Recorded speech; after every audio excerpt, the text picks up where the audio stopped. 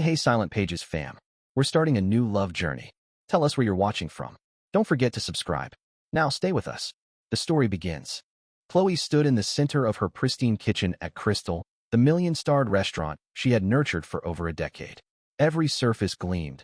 Every utensil hung at the exact angle she had prescribed, every spice jar labeled with meticulous precision. She thrived in this ordered, controlled universe where nothing was left to chance. Every dish that left her kitchen carried her signature. Exact measurements, flawless technique, and a visual perfection that could impress even the harshest critics. Yet, despite all her control, today a subtle tremor of doubt coursed through her, a tiny crack in the armor she had spent years constructing. The source of her unease was a review that had landed in her inbox that morning. Chloe scrolled through it, eyes narrowing as she read the words again and again. Technically impeccable, flawless execution, but utterly devoid of soul. Her stomach twisted. Perfect, yes, but lifeless? The critique, simple and brutal, unsettled her more than she expected. Chloe prided herself on excellence, on crafting experiences that danced between taste and art. To hear that her brilliance lacked heart was an accusation she couldn't easily quantify or correct. She pinched the bridge of her nose, willing herself to focus. Perfection was control, and control was certainty. She needed certainty. But then a strange scent drifted in through the kitchen's slightly open window, curling around her senses in defiance of logic. Warm, yeasty, intoxicating, and impossibly comforting. It was like a memory she had never lived but instantly recognized. Her brow furrowed. The aroma beckoned, teasing her with its undeniable, chaotic allure. Curiosity outweighed protocol. Chloe stepped outside, her polished heels clicking against the cobblestones of the street. Across from the sleek, immaculate facade of Crystal, a small, ramshackle bakery had sprung up overnight. Its sign, scrawled in uneven letters, read simply, Dante's Bread. Smoke spiraled lazily from a crooked chimney, and the warm golden light spilling from the window revealed a man working with a confidence that defied structure. Flour dusted his dark, tousled hair and rolled down the sleeves of his loosely fitted shirt. His hands moved over the dough as if he were conversing with it, kneading, folding, and coaxing it into life. Each motion was unpredictable, seemingly reckless, yet the results were undeniably perfect. A golden loaf emerged from the old, uneven oven, crackling and hissing as if alive. Chloe's lips pressed into a thin line. Chaos incarnate, and yet flawless. She watched, fascinated and wary, as he slid another loaf onto a tray, dusted with a swirl of flour, the crust glinting in the lantern light. A customer stepped forward hesitantly, bit into the bread, and immediately closed their eyes, savoring the taste with an expression of pure delight. A murmur of admiration spread through the small crowd that had gathered, and more people trickled in, drawn by the intoxicating aroma. The bakery, crooked and disordered, seemed to pulse with life, a sharp contrast to the silent, controlled elegance of her restaurant. Chloe felt a pang of professional jealousy, sharper than she had anticipated. He was producing magic without measurements, without schedules, without control, and people were responding to it in ways they never did to her precise creations. This was more than a culinary curiosity, it was a threat. She had built her empire on exactness and rigor, yet here was a man bending reality with instinct and intuition, effortlessly stealing the awe she so carefully cultivated. Her hands clenched at her sides. She had to understand him. She had to uncover the secret behind his instinctive mastery, and if possible, she would find a way to harness it for her own kitchen. After all, control was not merely habit, it was survival. Without it, her world could collapse. As she stood on the cobblestone street, her eyes fixed on Dante moving with fluid, anarchic grace behind the bakery window, Chloe realized one thing with chilling clarity. He was not just a competitor. He was a force of nature. And forces of nature, no matter how delicious, could not be ignored. Her chest tightened with a mixture of fear and fascination. She had always believed that mastery required rules, calculations, and certainty. But here, across the street, magic existed without formulas, perfection without order. And for the first time in years, Chloe felt an emotion she had long buried beneath layers of discipline, curiosity, tinged with the slightest flicker of admiration, and an unmistakable, grudging respect for the chaos that dared challenge her control. The sun dipped lower, casting long shadows across the street. Lanterns flickered, illuminating the crooked facade of Dante's bakery, smoke curling like fingers of a mischievous spirit. Chloe's resolve hardened. She would learn from him. She would understand him. And if necessary, she would bend his wild genius into her own design. Control, after all, was not just a trait, it was her identity, and she would not allow it to be threatened. Yet, as she turned back toward her restaurant, the scent of fresh bread lingering in her senses, Chloe couldn't ignore the smallest, most disconcerting truth. Some part of her wanted not to control him at all. Some part wanted to taste, to feel, to experience the unpredictability he commanded and survive it. And for the first time in a long time, Chloe felt a thrill. The game had begun. Chloe sat at her desk in the quiet office behind Crystal, her fingers tapping lightly on the polished surface, her mind a storm of calculations and strategies. The review from last week still hovered in her thoughts like an accusing shadow. Technically impeccable, but devoid of soul. Her menu was flawless, her plating perfect, her flavors precise, yet something was missing. Something vital. The bread she served alongside her dishes, though executed to perfection, lacked warmth, life, that elusive spark that made a meal unforgettable. And now, across the street, Dante's Bakery thrived on that spark, and it infuriated her. After hours of internal debate, she picked up the phone. Her fingers hovered over the keypad as if dialing could somehow grant her courage. And then, finally, she pressed the numbers. Each ring of the phone amplified her anxiety, echoing in the silence of her office. "Hello." A casual, warm voice answered on the third ring. "Mr. Dante." Chloe began, trying to keep her tone professional, controlled. "This is Chloe from Crystal. I've been watching your work." She faltered for a fraction of a second, knowing how vulnerable the admission sounded. "And I want to learn from you." There was a pause, then a laugh. Warm, chaotic, unrestrained. "Learn from me? Interesting. And what, exactly, do you think you can learn?" "I need your bread," Chloe said, forcing herself to meet his tone. "The kind that can't be measured or quantified. I need to understand how you create it. For my menu. For my restaurant." Another pause. This one longer, filled with the faint sounds of kneading, flour sifting, and a bell tinkling somewhere in the bakery. He murmured. "You want to control what I create? You want to break the magic down into formulas and graphs?" "No," she said quickly, surprising herself. I want to understand it. I want to incorporate it into my work, not to replicate it exactly, but to grasp it, too." She stopped, realizing she had nearly confessed too much. To grasp it, she had to surrender control. And Chloe did not surrender easily. There was a long, thoughtful hum from the other end. Then finally, "All right, I'll teach you," he said. "But only if you agree to one thing. One simple condition. You must leave your rules behind. You must listen to the dough, feel it, respect it. No scales, no timers, no formulas. You follow me, or you don't follow at all." Chloe's chest tightened. Her pride flared like a furnace. To abandon her methods, even temporarily, was almost unthinkable. Her world was built on certainty, on control. And yet, the alternative, remaining the flawless, soulless chef, delivering perfection without life, was unbearable. I agree," she said finally, each word a deliberate act of defiance against the part of herself that screamed no. "I'll do it your way." "Good," Dante replied, the laugh returning, softer this time, teasing but not cruel. "Tomorrow morning. Bring an open mind, and leave your measuring cups at home." Chloe hung up the phone and leaned back in her chair, exhaling a breath she hadn't realized she'd been holding. Her stomach churned.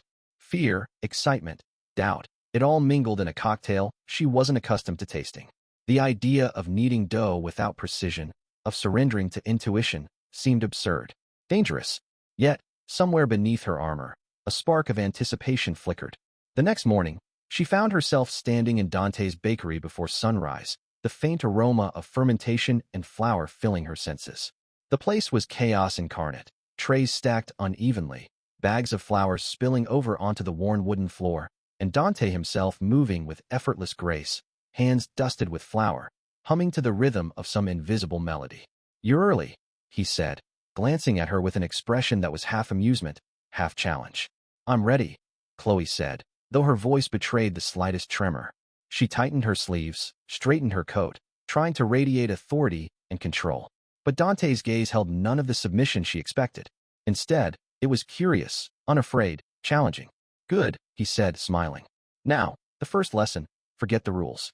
Listen, feel, touch, smell. This dough has a language of its own. It will tell you what it wants, if you have the courage to hear it."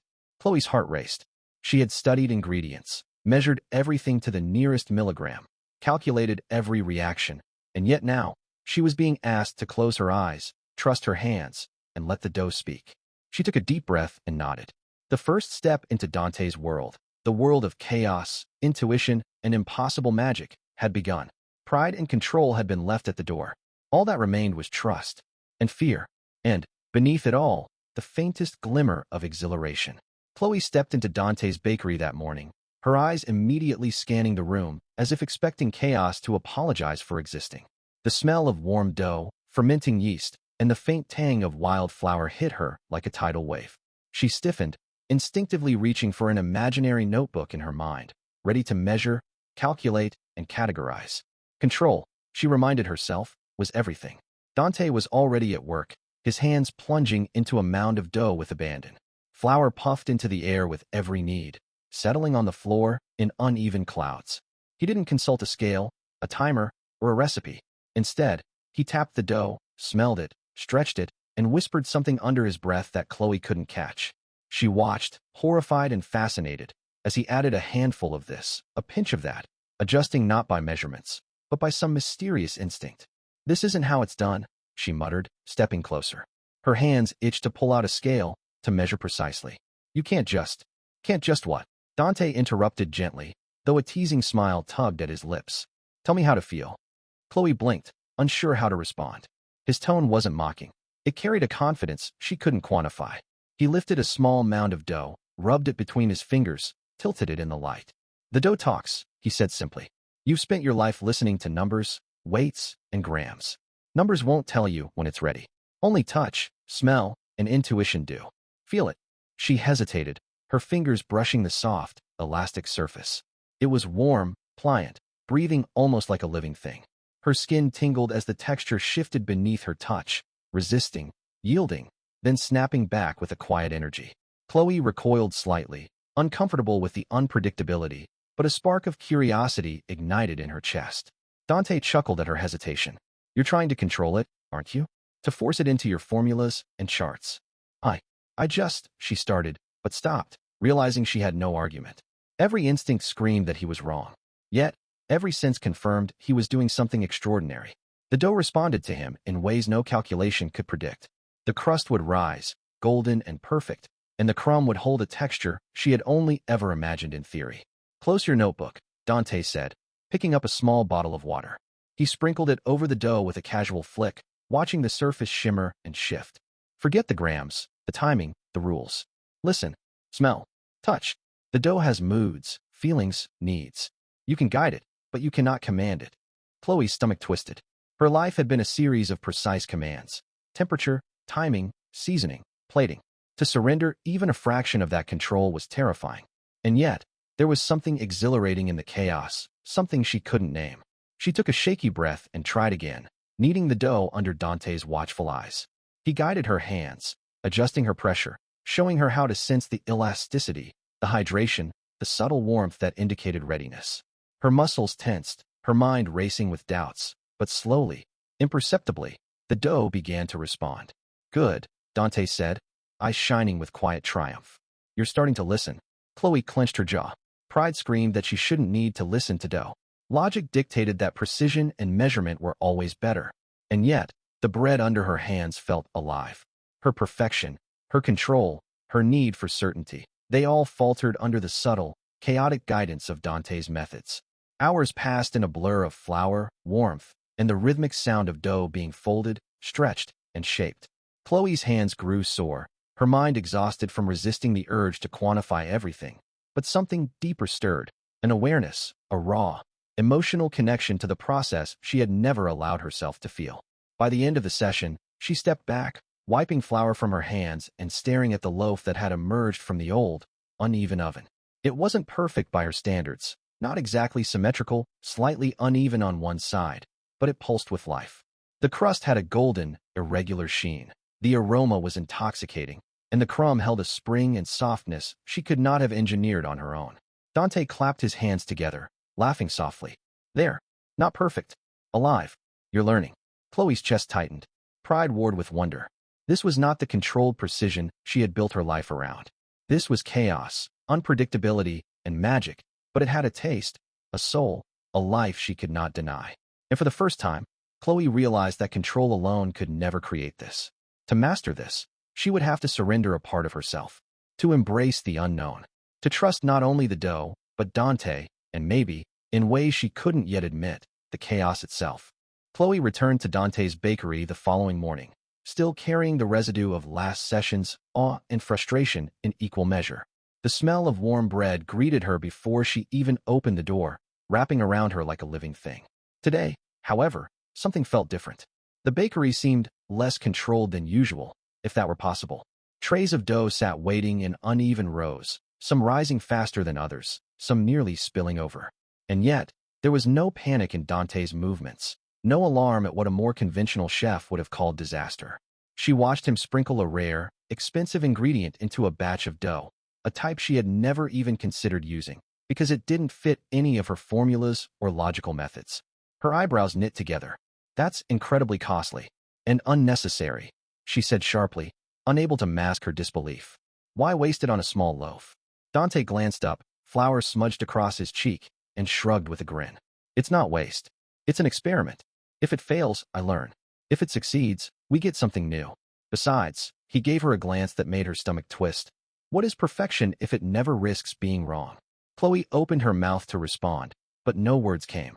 She realized, reluctantly, that he genuinely did not fear mistakes. And more than that, he had built an entire philosophy around them. Mistakes weren't failures. They were opportunities, building blocks for something extraordinary. Her control, her obsession with certainty, suddenly felt suffocating.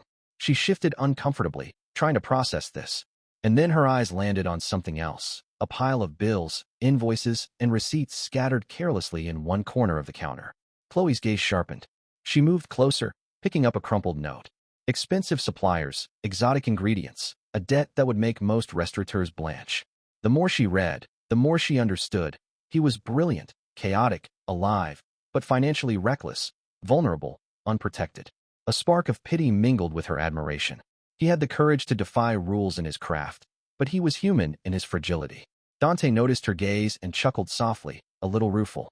Yes, I know. Not all my choices are wise, Chloe. But some things can't be calculated. If I only followed logic, the magic wouldn't exist." Chloe looked at him, truly looked, beyond the flour-smeared shirt and tousled hair, beyond the magical loaves and chaotic methods. For a moment, she saw the man behind the genius. He was passionate, reckless, fearless in creation, and yet painfully exposed.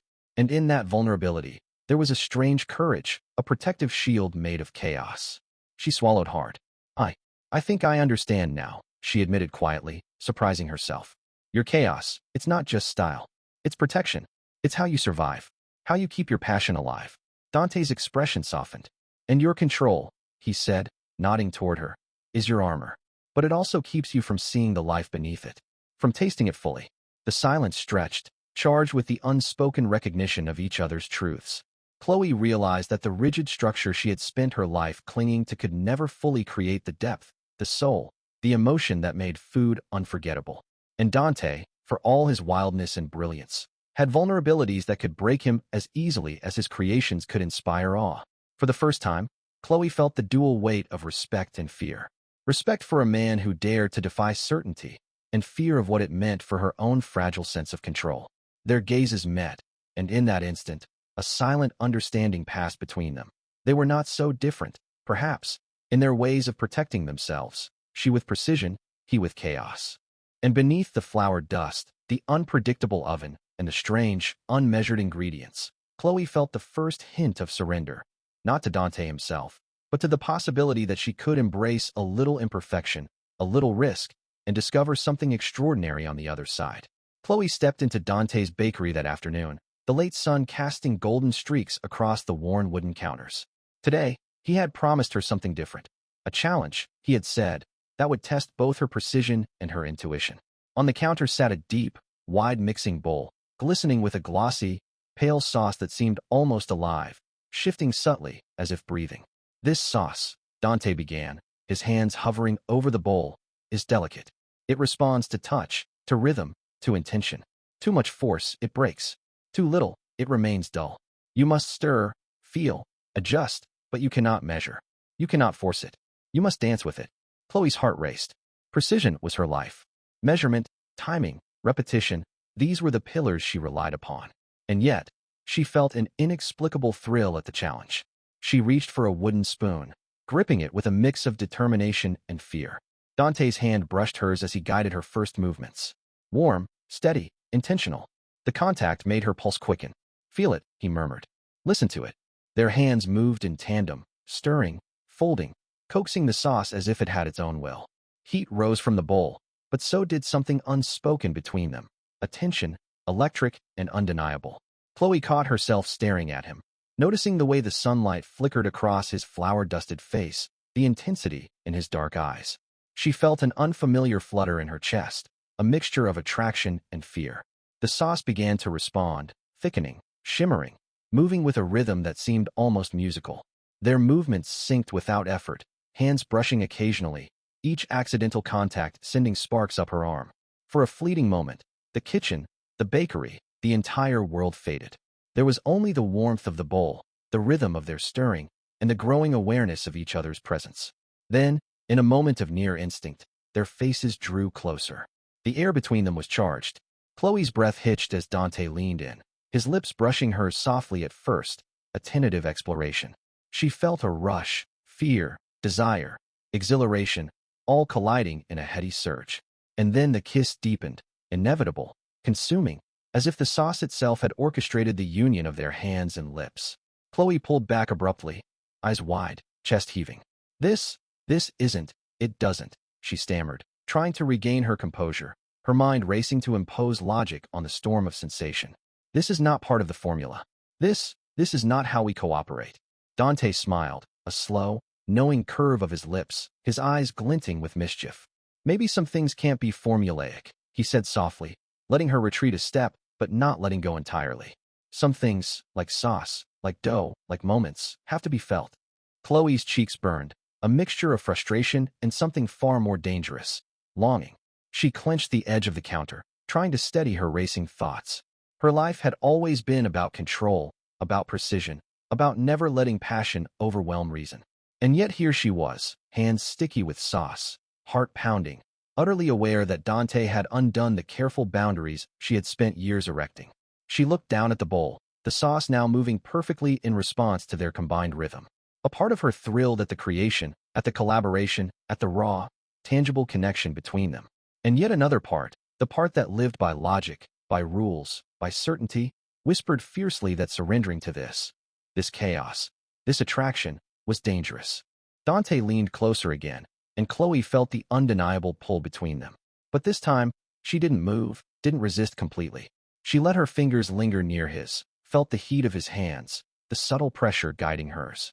And she realized, with a mixture of fear and exhilaration, that some things, some feelings, some flavors, some moments, could not be commanded, only embraced. And in the quiet hum of the bakery, amidst the warm aroma of yeast and the living sauce, Chloe understood that she was beginning to learn what it truly meant to trust. Not just the dough, not just the process, but Dante. And perhaps, just perhaps, to trust herself in ways she had never allowed. Chloe stood in the center of her pristine kitchen at Crystal, the gleaming counters reflecting the harsh morning light. Today, she was determined. Armed with her meticulously calibrated scales, timers, and formulas, she would recreate the legendary bread she had tasted at Dante's bakery. Every gram, every minute, every degree was measured with ruthless precision. Control was her ally, and perfection was her goal. She followed her calculations to the letter, pouring, folding, kneading with the mechanical precision she had honed over years. Every motion was exact, every ingredient weighed perfectly, every temperature monitored and recorded. She moved through the process like a machine, a symphony of precision and discipline. By all visible signs, the dough should have been perfect. The oven hummed, the crust formed evenly, golden and immaculate, the crumb flawless in its structure. Chloe's chest swelled with pride. Finally, she thought, a bread worthy of her name, crafted entirely by her method, her control, her mastery. But the first bite was a revelation, harsh, unforgiving, empty. The bread was technically perfect, but it was lifeless. The aroma, the warmth, the subtle vitality she had experienced at Dante's bakery was gone. It lacked heart, it lacked soul, it lacked the intangible spark that made it extraordinary. Chloe's hands trembled slightly as she set the loaf down. Her control had succeeded in precision, but failed utterly in essence. She leaned against the counter, closing her eyes for a moment, the weight of realization pressing down on her. Her methods, her formulas, her obsession with exactness. They could not reproduce life. They could not summon magic. And in that moment, she understood something vital. Perfection without passion was sterile. Precision without feeling was hollow. All the control in the world could not replace the intuition, the chaos, the essence that Dante infused into his bread. A wave of frustration and shame washed over her. She had built her life on mastery, on certainty, on rules. And yet here she was, confronted with the limits of all she had believed. Her hands, once confident and decisive, now hovered over the loaf, unsure how to proceed. She had controlled everything except what truly mattered. The room seemed to close in around her, the polished surfaces and gleaming instruments suddenly cold and unyielding. Her breath quickened. She realized, painfully, that her pride, the very foundation of her identity, was insufficient. Control alone could not create life, flavor, or emotion. It could only replicate form, structure, and illusion. And illusion, no matter how perfect, was not enough. Chloe pressed her palms to her face, taking a shaky breath. The failure was bitter, sharp, almost humiliating.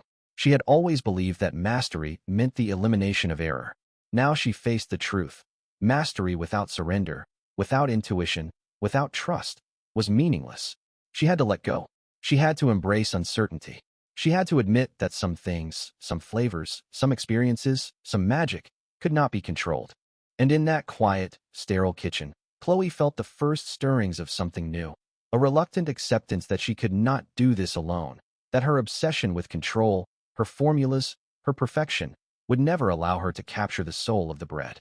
The only way forward was to confront the chaos she had spent her life fearing, to surrender a part of herself, and to trust not just the dough, but the man who had shown her that life was not meant to be measured, but experienced. Her chest tightened with both fear and longing. She knew she would return to Dante, not as a conqueror of rules, but as a student willing to listen, to feel, to surrender. The path of control had ended here. The path of trust and transformation was only beginning. Chloe stormed into Dante's bakery that evening, her heels clicking sharply against the worn wooden floor. The air smelled faintly of yeast and warm bread, comforting to anyone else, but not to her. Her chest was tight, her mind racing. She couldn't stay silent any longer. She had to understand why, despite following her formulas, her bread had failed. Why Dante's chaos seemed to breathe life into every loaf, while her perfection yielded only emptiness. Dante, she burst out, voice trembling with a mix of frustration and anger. Explain this to me. I followed every measurement, every timing, every procedure, and yet your bread, your ridiculous, chaotic bread, is alive.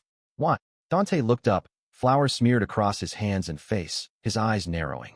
A shadow of exasperation passed over him, quickly replaced by something fiercer. Because you are trying to control everything, he snapped. You're so terrified of letting life happen that you crush it before it even breathes. You fear imperfection more than you desire creation. Chloe's hands trembled as she gripped the edge of the counter, struggling to maintain composure. She began, but he cut her off. You don't trust the world, Chloe. You don't trust yourself. You live in rules and measurements because stepping outside them terrifies you. Her chest heaved.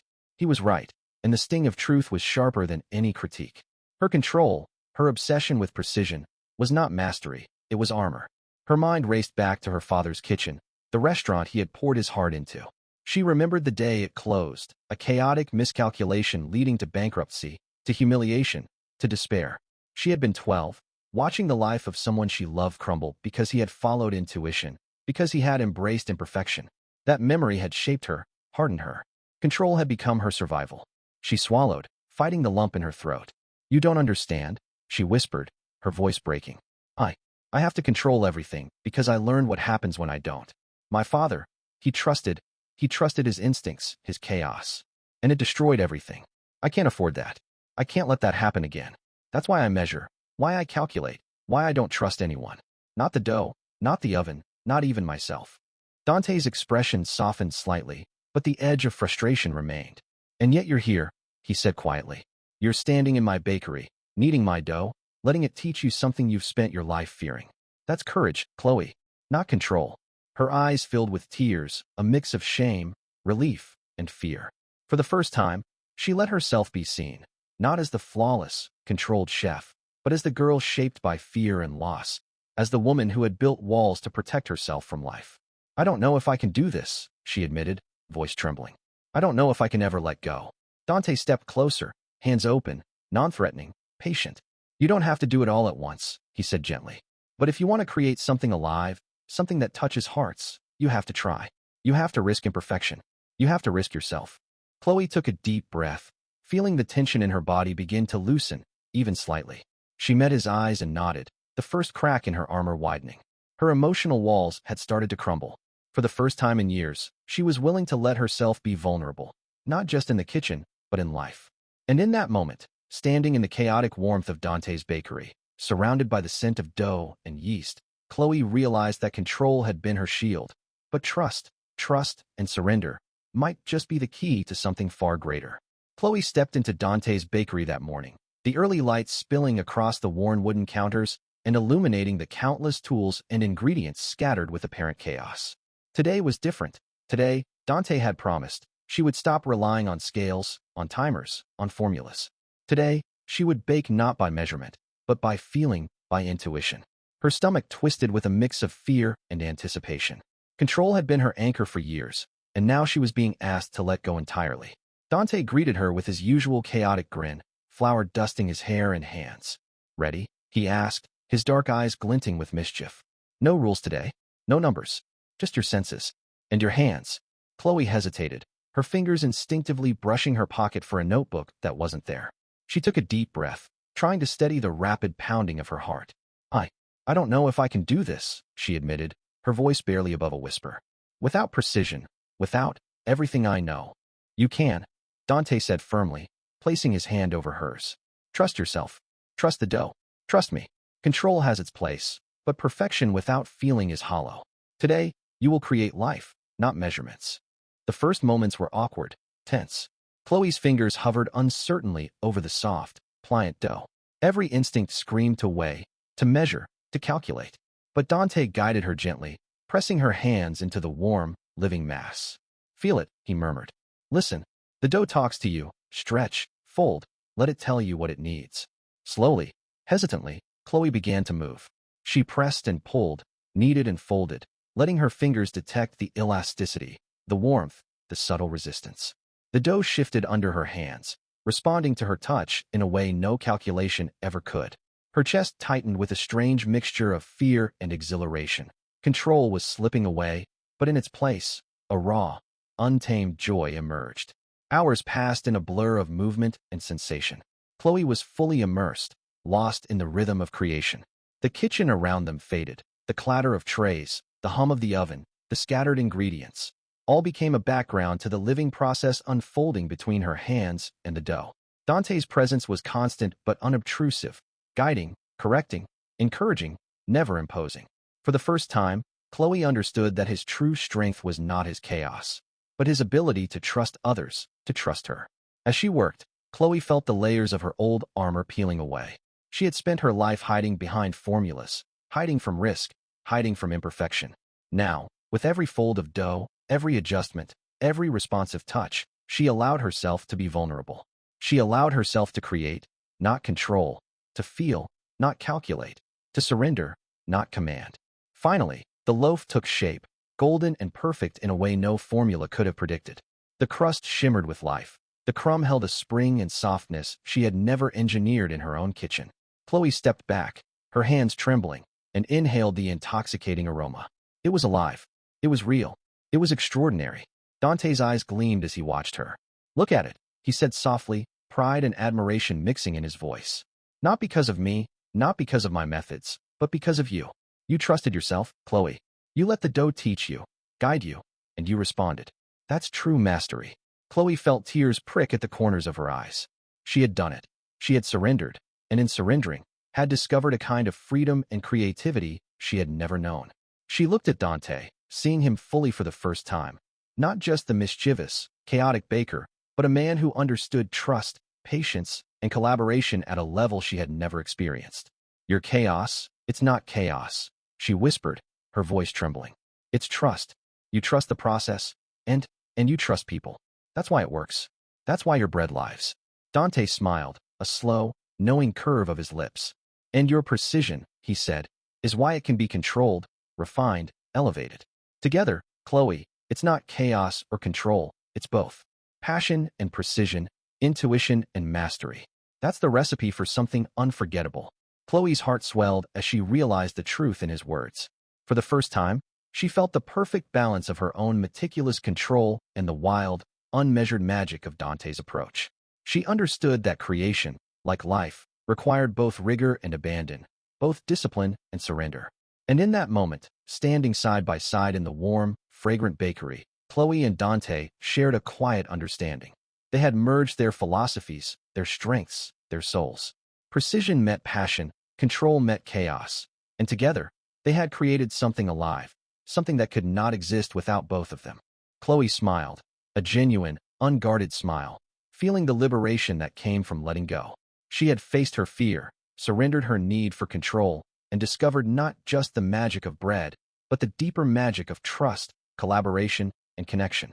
And for the first time, she knew she was not alone in the kitchen or in life.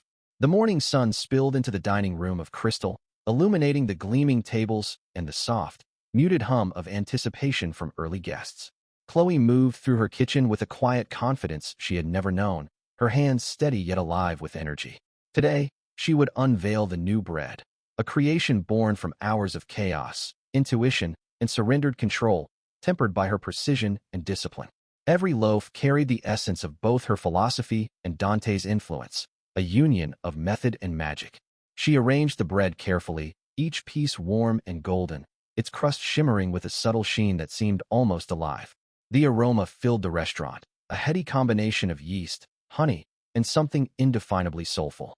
Chloe's heart thrummed as she carried the first batch to the display, her fingers brushing the warm bread and feeling the soft, yielding crumb beneath her touch. This was more than food. It was proof of transformation, of trust, of risk rewarded. The guests began to arrive, their murmurs of curiosity filling the air. Chloe watched them taste the bread, nervous anticipation tightening her chest. The first bite, a delicate pull of crust yielding to soft, fragrant interior, was met with silent awe. Eyes widened, smiles spread, whispers of amazing and unlike anything I've ever tasted floated through the room. Chloe's pulse quickened, and for the first time, she allowed herself to feel the full weight of triumph. At the same moment, she noticed a familiar figure stepping quietly into the back of the restaurant. Mark, the food critic who had once labeled her creations perfect but soulless. He moved with his usual calculated calm, notebook in hand, but Chloe could see a flicker of anticipation in his eyes. She braced herself, unsure if this moment would be validation or critique. Mark sampled a piece of her bread. His pen hovered over the page, then slowly began to move. Chloe watched him closely, the seconds stretching into an eternity. Finally, he looked up, and a small, genuine smile touched his lips. "This," he said, voice steady but imbued with admiration, "is remarkable. You've allowed yourself to embrace imperfection, to trust the process, to taste life itself. It's precise, it's disciplined, and yet, it's alive. Finally, Chloe, you've let yourself make mistakes, and in doing so, you've created something extraordinary." Chloe's chest tightened, emotions threatening to spill over. All the fear, all the control, all the years of exacting discipline and relentless pursuit of perfection had led to this moment. She had risked everything, let go of her rigid formulas, and in the surrender, discovered a depth of flavor, a soul in her bread, and a sense of self she had never allowed before. The dining room buzzed with approval, but for Chloe, the most profound validation was this: someone she respected, someone who had once dismissed her work as flawless but soulless, now recognized the courage and heart in her creation. Mark's words were not merely critique. They were acknowledgement of transformation, of the union of precision and passion, of the journey she had undertaken. She exhaled, a slow, steady breath, and allowed herself a small, triumphant smile. The new recipe was more than a culinary success. It was a testament to trust, collaboration, and the alchemy of chaos and control. Chloe felt a profound sense of belonging, not just in the world of culinary perfection, but in the broader rhythm of life itself. And in that moment, as the aroma of warm bread mingled with the murmur of delighted guests, Chloe realized she had finally found her recipe for excellence, not just in cooking, but in living. She had created something that mattered, something alive, something that was truly hers. The late afternoon sun poured through the windows of Dante's bakery, casting long, warm streaks across the counters, the flour-dusted floors, and the baskets of freshly baked bread. Chloe stood near the doorway, her apron still tied around her waist, hands resting lightly on the counter. She looked around the space, the heart of chaos that had slowly become a sanctuary, and realized, with a quiet, profound clarity, that Dante was not a disruption in her life, not a mistake or a challenge to be conquered. He was an ingredient she hadn't known she needed. Vital, transformative, and irreplaceable. Dante emerged from the back room, carrying a tray of golden loaves. He smiled at her, his dark eyes warm, a hint of mischief lingering at the corners. "I thought you'd be measuring them before tasting," he teased softly. Chloe laughed, the sound light and unburdened, unlike the taut, controlled laughter she used to allow herself. "Not today," she replied, stepping closer. "I'm done measuring everything. Some things you just feel." For a moment, they stood in quiet companionship, watching the sunlight dance across the kitchen. Then Chloe moved to the large work table, placing a hand on one of the loaves, feeling the warmth and the living texture beneath her fingers. "You've taught me something I never thought I could learn," she admitted. "It's not just about bread. It's about life, trust, risk, surrender, connection. And you've shown me that magic exists even when it's messy." Dante's smile deepened, his expression softening with something like reverence. "And you've shown me that precision, discipline, and structure aren't enemies of creativity. They are partners. I couldn't have done this without you, Chloe. You've balanced me, grounded me. Together, we make more than bread. We make harmony." Chloe felt her chest swell, a warmth spreading through her that had nothing to do with the oven. She realized that the partnership they had formed was more than culinary. It was life itself. She had helped him organize, streamline, and breathe new energy into the bakery, and he had taught her to feel, to trust, to savor each moment instead of measuring it. Together, they had discovered a balance neither could achieve alone. Dante reached out, taking her hand in his, their fingers intertwining naturally. "You know," he said softly, almost shyly, "I think this." He gestured around the bakery, at the bread, at their shared smiles and quiet understanding. "Is the perfect recipe. Not for one loaf, but for everything." Chloe's eyes softened, tears glimmering at the corners. "The perfect recipe," she echoed. "For us." They leaned into each other, a slow, deliberate closeness that carried the weight of shared struggles, laughter, mistakes, and triumphs. And then, their lips met in a kiss that was both gentle and certain, a seal on the journey they had traversed together. It was a kiss that spoke of trust, partnership, love, and the quiet joy of finally finding someone who complemented you perfectly, not in spite of differences, but because of them. When they pulled back, Chloe rested her forehead against Dante's, smiling. "You're my best ingredient," she whispered, her voice filled with both affection and certainty. "I don't know how I ever baked without you." "And you," Dante replied, his hand cupping her cheek, "are the soul I didn't realize I was missing. Let's keep creating, together." In the golden light of the late afternoon, with the scent of fresh bread in the air, they stood side by side, hearts aligned, hands entwined.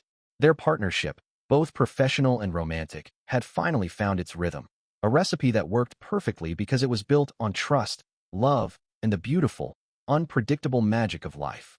And in that warm, fragrant bakery, Chloe and Dante knew, without question, that they had discovered something rare and enduring, a love and collaboration that was greater than either could achieve alone. Their story, like their bread, was alive, vital, and infinitely satisfying. Together, they had found the ultimate recipe, one that finally, completely, worked. Thank you for listening to the story. Write your thoughts in the comments.